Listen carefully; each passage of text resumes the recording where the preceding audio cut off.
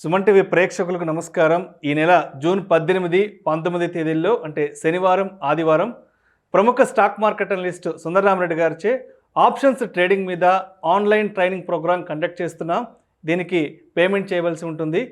ఆసక్తి ఉన్నవారు ఈ కింద స్క్రోల్ అవుతున్న నంబర్కు కాల్ చేసి మరిన్ని వివరాలు తెలుసుకోగలరు.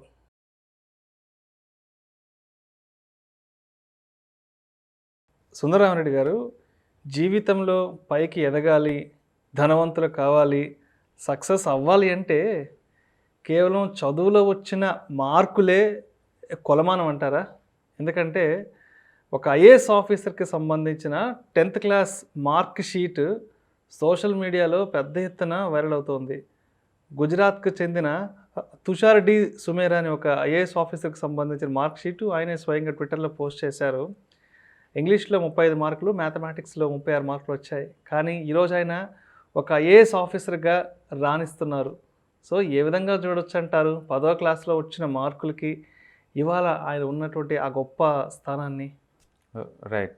సో యాక్చువల్ చెప్పాలంటే చదువుకోవటం అనేది చదువుకోవటంలో వచ్చిన మార్కులు అనేది మన హార్డ్ వర్కింగ్ నేచర్కి లింక్ అండి. అది సపోజ్ 10th క్లాస్లో తనకి 35 కాకుండా ఒక 95 వచ్చింది అనుకోండి, అది ఒకటి ఆయన ఎంత తెలివికల్లోడు అంటే ఇంటలెక్చువల్లో మనకు అర్థమవుతుంది. దాంతోపాటు అతను ఎంత హార్డ్ వర్కర్ కూడా మనకు అర్థమవుతుంది. ఎందుకంటే మా పరీక్షల్లో స్కోర్ వచ్చిన వాళ్ళందరూ తెలివికల్లో కాకపోవచ్చు, బట్ కామన్గా ఉండే లింక్ ఏంటంటే వాళ్ళందరూ హార్డ్ వర్కర్స్. అందుకని ఆయన మేబీ 10th క్లాస్లో అంత హార్డ్ వర్క్ చేసి ఉండడు, తర్వాత లైఫ్లో మిగతా ఎగ్జామ్స్ అప్పుడు హార్డ్ వర్క్ చేసుకుంటూ ముందు పోయి ఉండొచ్చు. ఎందుకంటే ఒక ఐఏఎస్ ఐపీఎస్ ఎగ్జామ్స్ ఎంత టఫ్ ఫిల్టరో మీకు తెలుసు. యూపీఎస్సీ అనేది అసలు అది అల్టిమేట్. ఆ ఏరియాలో బట్టి ఎవరు రాలేరు ఆ ఏరియాకి. ఓకే, డెఫినెట్గా ఆయన హార్డ్ వర్కింగ్ అండి. బహుశా ఆ టైంలో ఆయన అంత ఇనిషియేటివ్ తీసుకోలేదు, అంటే అంతగా మోటివ్ అవ్వలేదు. తర్వాత స్టేజ్ల్లో డెఫినెట్గా ఆయన మోటివ్ అయి ఉంటాడు, ఇది ఉంటాడు. ఆయన అప్ టు డిగ్రీ వరకు ఆర్ట్స్కి ఏమండి చదివాడు. తర్వాత టీచర్గా వర్క్ చేశాడు. నాకు తెలిసి టీచర్గా ఉన్నప్పుడు ఏంటంటే ఆ టీచింగ్ స్కిల్ అనేది నిరంతరం రివిజన్ చేస్తూ ఉంటారు కదా, అది బాగా హెల్ప్ అయి ఉండొచ్చు అతనికి. మొత్తానికైతే మార్క్స్కి మనం ఇంటెలిజెన్స్కి మార్క్స్కి మన ఎర్నింగ్ పవర్కి లింక్ పెట్టలేం. కానీ ఎక్కువ మార్క్స్ ఉన్న వాళ్ళందరూ హార్డ్ వర్కర్స్ అయితే ఒప్పుకోవాలి మనం. ఎక్కువ మార్క్స్ వచ్చిన వాళ్ళందరూ ఇంటెలిజెంట్ అని చెప్పలేము ఎగ్జాక్ట్లీ, బట్ డెఫినెట్గా కష్టపడ్డ వాళ్ళందరూ. ఆ కష్టపడటం అనేది ఇంపార్టెంట్ ఇక్కడ. జీవితంలో ఎదగాలి అంటే మార్క్స్ ఉన్నా లేకపోయినా ఎదగచ్చు. బట్ కామన్ థ్రెడ్ ఏముంటుంది ఈ ఎదిగినోళ్ళు అంటే ఖచ్చితంగా ఎంప్టీ పాకెట్స్. అంటే జేబులో చిల్లే గవ్వ కూడా లేదనుకోండి, వాడు ఎదుగుతాడు గ్యారంటీగా, కసిన్నాడు. రెండోది ఆకలిగా ఉన్న స్టమక్లు అనమాట, అంటే హంగ్రీ స్టమక్స్, కడుపు కాలుతా ఉందనుకోండి ఖచ్చితంగా ఎదుగుతాడు ఎంతకంత. ఒక బ్రోకెన్ హార్ట్ అనుకోండి, వాళ్ళు కూడా ఎదుగుతారు. అంటే ప్రపంచంలో పెద్ద యూనివర్సిటీలు అయ్యి ఒక broken heart, empty stomach and empty pockets, ఇవన్నీ పెద్ద చదువులు అనమాట. అవి అవి చెప్పే లెసన్స్ చాలా అవి. అవును, ఆ కసి ఉన్నాడు, వాటి దొరకకుండా పారిపోవాలి అనుకున్నాడు, ఖచ్చితంగా జీవితంలో రాజుకెళ్తాడు. ఓకే, ఒక స్టేజ్లో కాకపోతే ఇంకో స్టేజ్లోనే ఇన్స్పైర్ అవుతాడు గ్యారంటీగా. ఓకే, సో ఇవాళ ఐపీఎస్ ఆఫీసర్ అట్లా రిలీజ్ చేశాడంటే it's give the inspiration to the people. ఎవరైతే ఇనిషియల్ స్టేజ్లో ఫెయిల్ అవుతారో లేదా ఆర్డినరీగా ఉంటారో, still God given the chance to you. మీరు ఇంకా టైం ఉంది, ఇంకా కష్టపడండి అనడానికి ఇన్స్పిరేషన్ అనమాట. దాన్ని మనం అలా చూసుకోవచ్చు. కానీ 10th, ఇంటర్, డిగ్రీ, పీజీలో 35 మార్కులు వచ్చినా మనం ఇంకా ఐఏఎస్ అవ్వచ్చు అని అలా తీసుకోకూడదు దాన్ని. ప్రతి స్టేజ్లో మీరు హార్డ్ వర్కింగ్ ప్రూవ్ చేసుకుంటే రావాలి, వస్తుంది నీకు ఈజీ. ప్రూవ్ ఎలా చేస్తామంటే వయా విత్ మార్క్స్ దారు. ఇప్పుడు నేను బాగా చదువుకున్నాను, నేను బాగా కష్టపడ్డాను, 10th క్లాస్లో ఉన్నాను అనుకోండి, ఏంటి దానికి నాకు ఎవిడెన్స్ ఏంటి? మార్క్స్ కదా అవి మార్క్స్. అందుకని ఎవరైనా బాగా చదివారు అంటే మార్క్స్ రావాలి అక్కడ, అంతే. గుర్తుండిపోవచ్చు, బ్రెయిన్ లెవెల్స్, ఐక్యూ లెవెల్స్ అవన్నీ వేరు, బట్ ఎక్కువ మార్క్స్ అనేది హార్డ్ వర్కింగ్ గుర్తు, అంతే. అంతకుమించి దాని డేటాని వేరేలాగా రీడ్ చేయడానికి ఏం లేదు అక్కడ. సో ఒక నిరంతర శ్రమ, ఒక పరిశ్రమ అనేది ఉండాలి. ఉంటే డెఫినెట్గా వాళ్ళు ఋషులు అవుతారు, అందులో డౌట్ లేదు కదా. దాన్ని చాలా వరకు అదే అంటారు కదా, కృషి ఉంటే మనుషులు ఋషులు అవుతారు.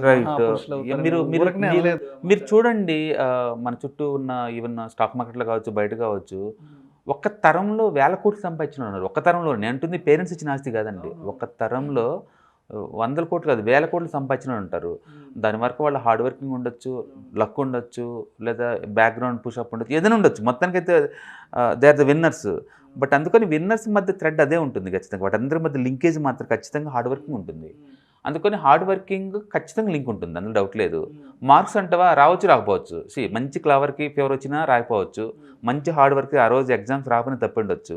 ఒక ఎగ్జామ్లో తప్పినంత మాత్రాన జీవితం తప్పినట్టు ఏం కాదు. ఎందుకంటే ఇంకా బోల్డ్ ఉన్నాయి, జీవితమే main exam.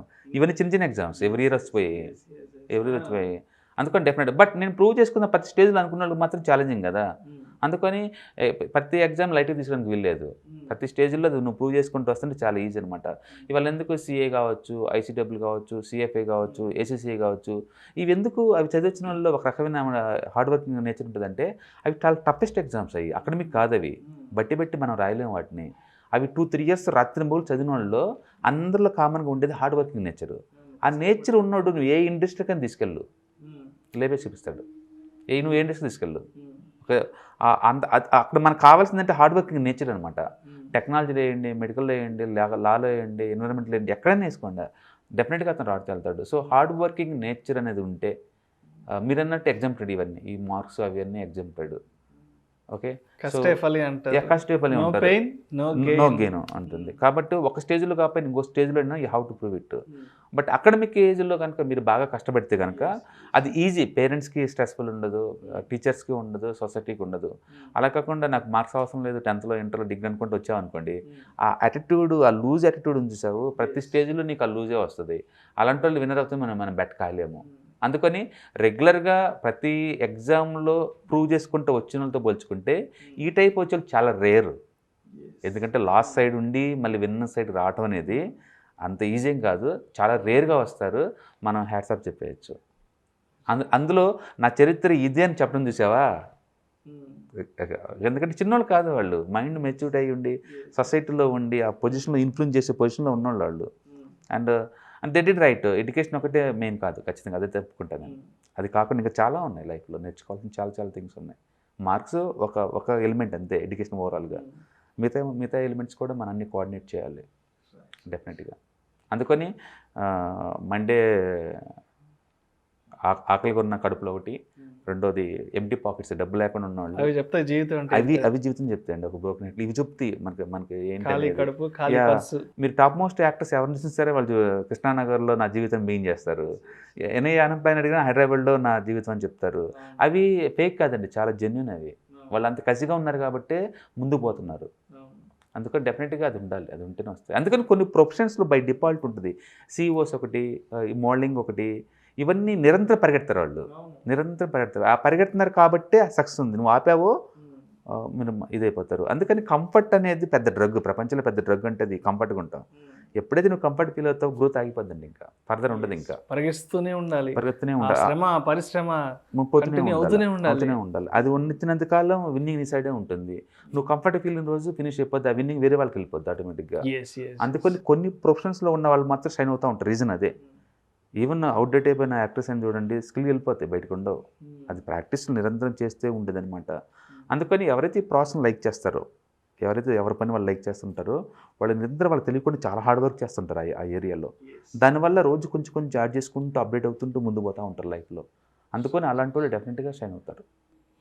Thank you sir, thank you so much Sundara Reddy గారు. జీవితానికి మార్కులు ఒక్కటే కొలమానం కాదు, అంతకు మించి చాలా ఉంది, అంతకు మించిన శ్రమ పరిశ్రమ అనేది ఉంది అనే అంశం గురించి ప్రేక్షకులకు చాలా చక్కగా వివరించారు sir. Thank you so much sir. Thank you sir.